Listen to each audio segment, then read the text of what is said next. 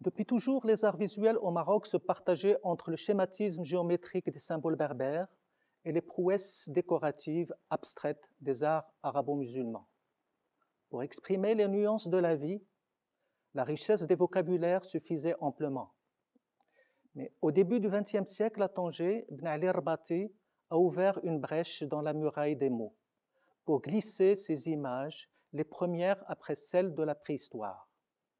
Il nous faut donc expliquer les ressorts de cette audace. Beaucoup de facteurs ont contribué à faire naître sa vocation inconnue jusqu'alors. Le premier, c'est que Rbati, à la fin du XIXe siècle, est venu depuis Rabat s'installer à Tanger à l'âge adulte, et son regard devait être en perpétuel étonnement dans cette ville remplie d'étrangers. Toute sa peinture ne sera en fait que la confirmation des lieux typiquement marocains comme soustraits à l'ambiance générale de cette ville internationale. Ben Ali Rbati était de son premier métier ébéniste. Sa main avait l'habitude de travailler sur des surfaces planes et dans ses tableaux se remarque aisément son souci des détails bien rendus. Quand, en 1903, il rentre en service chez le peintre irlandais John Lavery, sa main était déjà préparée à s'aventurer dans les secrets du dessin. Son employeur l'a laissé faire et même beaucoup encouragé. Il lui a d'ailleurs organisé une exposition à Londres en 1916. Ben Ali Rbati était donc un manuel. Sa peinture ne pouvait être que concrète et non littéraire ou mystique, comme dans les miniatures persanes. Une rare photo du peintre le montre assis et sur une table basse, il a déposé le papier à dessin. Il ne peignait donc pas devant le motif comme un peintre académique. La question alors est la suivante. Comment faisait-il pour retenir tous les détails qui foisonnent dans ses tableaux? Deux explications à cela. D'abord, il n'écrivait pas et donc sa mémoire était vive pour restituer tous les éléments d'un lieu.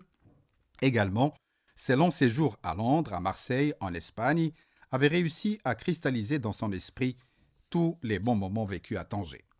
Les tableaux de Rbati se divisent en plusieurs genres, selon la nature des scènes représentées. Dans les espaces intérieurs, le chevauchement des arcs et des portes donne l'illusion de la profondeur, malgré sa faible maîtrise des lois de la perspective. Les mouvements de quelques personnes augmentent la sensation de vie. Le monde des femmes est rendu d'une manière réaliste et élégante. Aucun voyeurisme ne transpire de ces images. Souvent, les intérieurs sont montrés dans des occasions festives. Les motifs d'architecture sont les mieux traités parce que sa main d'ébéniste est à son aise. Tous les lieux sont beaux, même les plus modestes. Les lieux de la prière, de l'apprentissage et de la justice sont animés avec justesse. Le statique des foules est rompu par les gestes de quelques personnes. Les foules dans les décors extérieurs sont enfermées par des murailles, l'horizon n'est jamais dégagé. C'est que la ville était un lieu clos, qui d'ailleurs, en fin d'après-midi, fermait ses portes. L'art de Ibn Ali Rbati raconte la vie qu'il a tant aimée, par petits bouts. Le premier a montré de l'intérieur par l'image ce que nous avons de meilleur. Si ces tableaux ont été achetés et protégés par de grands collectionneurs, la ville de Tanger lui doit un petit musée.